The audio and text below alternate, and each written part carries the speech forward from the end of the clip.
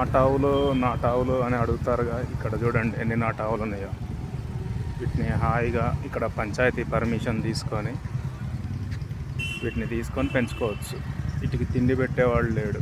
ఈ చెత్త ఈ రోడ్డు పక్కన వేసే కూరగాయలు వాటిని తీసుకొని నమ్మేస్తున్నాయి. అవి నాటావులు కావాలి అంటే పెంచుకోవచ్చు. ఈ ఆవులు ఇచ్చే పాల కన్నా పేడ ఎంతో విలువైనది. దాంతో కంపోస్ట్ తయారు చేసి వాల్యూ యాడెడ్ అనమాట. మీ కష్టం కొంచెం ఉండాలి. అది పేడ ఇస్తుంది. ఆ పేడ నుంచి మనం ఎన్నో తయారు చేయొచ్చు. అంటే భూమిలో కలిపితే కంపోస్ట్ తయారవుతుంది. ఒకవేళ ఆ పిడకలు చేసి పిడకల్ని అమ్ముకోవచ్చు. పిడకల్ని కొనేవాళ్ళు ఉన్నారు. ఎందుకంటే ఒక పిడక ఒక్కటి కాలిస్తే ఇంట్లో గత్తలుపులు కిటికీలు తీయకుండా ఉంచుకుంటే ఒక రోజు మొత్తం కార్బన్ డైఆక్సైడ్ పెరగకుండా ఉంటుంది. ఆరోగ్యంగా ఉంటారని అది చాలామందికి తెలియదు. తెలిసిన వాళ్ళు కొనుక్కుంటారు డబ్బులు ఇచ్చి.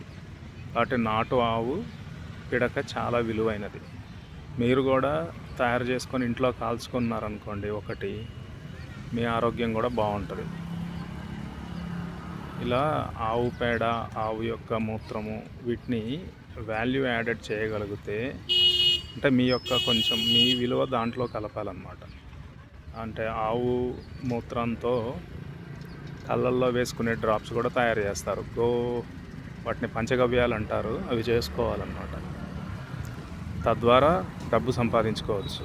ఆవు పిడకల్ని అలాగే ఇట్లా స్థలం ఎవరికైనా ఉంటే ఈ స్థలాన్ని చెట్లు, కూరగాయలు, ఆకుకూరలు అట్లా పెంచి ఆ కూరలుండి గ్యాస్ స్టవ్ అవసరం లేకుండా పిడకలతో కూడా వండుకోవచ్చు.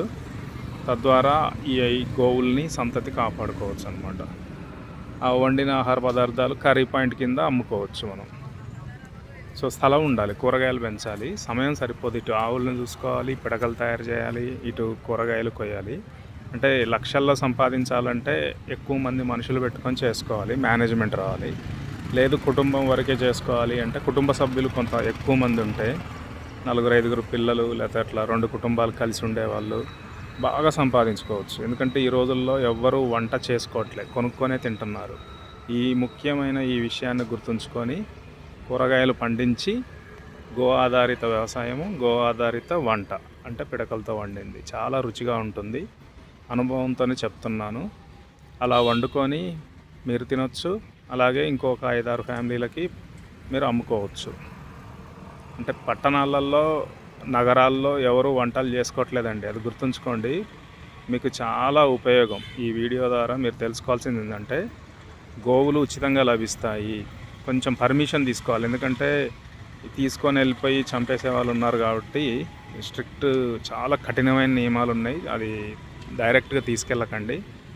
లేదంటే నడిపించుకుంటూ మీరు తీసుకెళ్ళొచ్చు అనుకుంటా. వెహికల్స్లో తీసుకెళ్తే మాత్రం ఖచ్చితంగా టోల్ గేట్ దగ్గర అక్కడ ఆపేసి కేసులు అయితే పడవచ్చు. చాలా డేంజర్. మీరు నియమ నిబంధనలు తప్పనిసరిగా తెలుసుకొని ఆ గోవులు ఎక్కడైనా ఇట్లా ఉచితంగా చాలా ఊర్లలో ఉంటాయి. కొంచెం ఇవి చెత్త చెదారం తిని బ్రతుకుతాయి కాబట్టి మొదట్లో మీరు గడ్డి అవి పెడితే తినవు.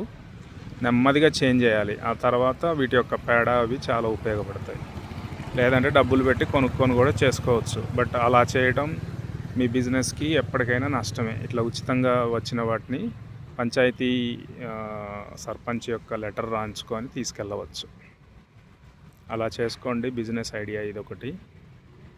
అంటే గోవు ఆధారిత ఆహారం వల్ల ఆరోగ్యము, డబ్బు కూడా వస్తుంది.